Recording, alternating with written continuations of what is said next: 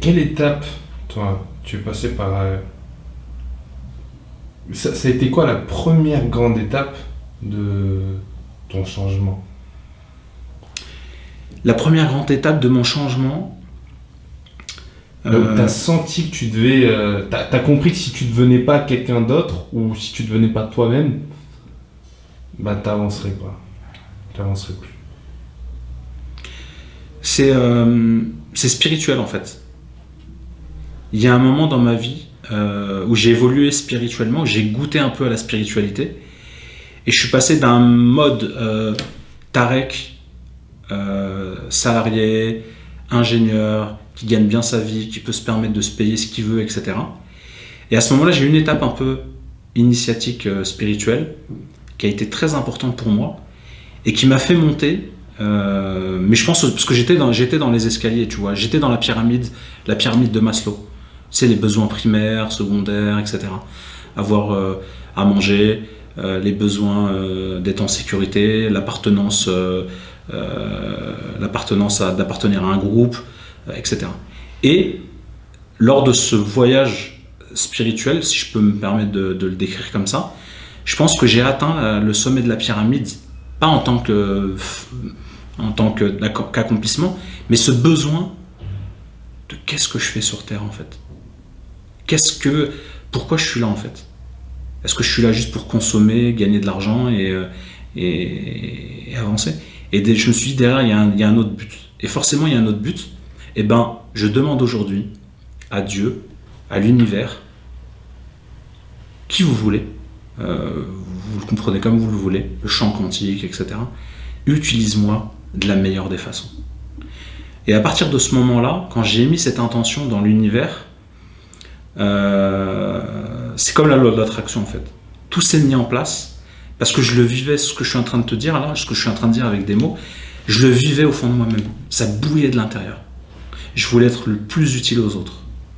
Et c'est là que les rencontres se sont faites et que j'ai pu passer ce cap dans ma vie où je suis passé du tout au tout. Quand je dis passer du tout au tout, je suis passé de Tarek, qui est un simple terrien humain qui travaille, qui consomme et qui est dans une boucle, qui tourne. Et je brise cette boucle pour passer de l'autre côté à partir du moment où je dis je veux être le plus utile sur la planète. Pour toi, c'est quoi être utile pour les autres? C'est de faire quelque chose qui te transcende en fait.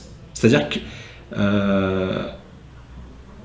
c'est d'apporter sa contribution à ce monde. Donc ça peut être, c'est large comme ça en disant comme ça, mais ça peut être. Je savais pas ce que je voulais faire, mais j'ai demandé à être utilisé de la meilleure des façons. Et j'ai accueilli en tout cas ce qui m'a été proposé. Et il semblait que être le meilleur, ou plutôt être le plus utile sur la planète, ça a été les rencontres qui m'ont été apportées sur un plateau. Ça a été de rencontrer des gens qui ont eu des projets, je ne vais même pas appeler ça des projets associatifs, je vais appeler ça des projets de vouloir améliorer ce monde en fait, dans lequel on vit, tu vois. Et de l'autre côté, ça passait par l'associatif, créer une ONG, ça passait aussi par le fait de se dire on se remet en question, donc cette vie de salarié me convient plus, qu'est-ce que je fais? Je deviens entrepreneur, donc je deviens libre d'un point de vue travail, je deviens libre financièrement, que peut-être aussi professionnellement je fais ce qui me plaît. Donc en fait il y a tout un ensemble qui se sont mis en action, un éventail de choses qui ont changé dans ma vie. Mes fréquentations, mes activités au quotidien, mon travail qui a changé, la façon dont je gagne ma vie. Et aujourd'hui, je m'épanouis là-dedans parce que finalement, j'ai même plus l'impression de travailler. Parce que je fais ce qui me plaît en réalité. Avant, je travaillais pour gagner beaucoup d'argent. Aujourd'hui, je fais ce qui me plaît pour être le plus utile aux autres, laisser une trace dans cet univers et en même temps me faire kiffer le meilleur est à venir, vivre la vie en mode enjoy, etc. Quand on kiffe ce qu'on fait et qu'on se sent utile dedans, quand est-ce qu'on arrête de le faire? Quand est-ce qu'on arrête de travailler?